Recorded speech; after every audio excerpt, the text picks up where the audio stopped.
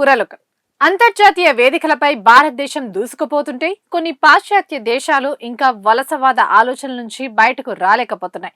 తాజాగా భారత ప్రధాని నరేంద్ర మోదీని లక్ష్యంగా చేసుకుని నార్వే దేశానికి చెందిన ఒక ప్రముఖ పత్రిక విషం కక్కింది. మోదీపై తీవ్ర జాత్యహంకారంతో కూడిన కార్టూన్ ను ప్రచురించి తన వలసవాద బుద్ధిని చాటుకుంది.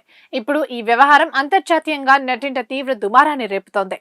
నార్వే దేశంలోనే పెద్ద పేరున్న ఓ పత్రిక ఈ వివాదాస్పద కార్టూన్ ను ప్రచురించింది. ప్రధాని మోదీని ఉద్దేశిస్తూ ఒక తెలివైన విసిగించే వ్యక్తి అనే అర్థం వచ్చేలా దానికి శీర్షిక కూడా పెట్టింది. అంతేకాదు ఆ కార్టూన్ తో పాటు రాసిన కథనంలో భారత విదేశాంగ విధానాన్ని తీవ్రంగా తప్పుబడుతూ తన అక్కసును వెళ్లకక్కింది. ప్రధాని మోదీ ఓస్లో పర్యటనకు వచ్చే ముందు ఈ కార్టూన్ ప్రచురిత కావడం, ఆయన పర్యటన సమయంలోనే ఇది వెలుగులోకి రావడం గమనార్హం.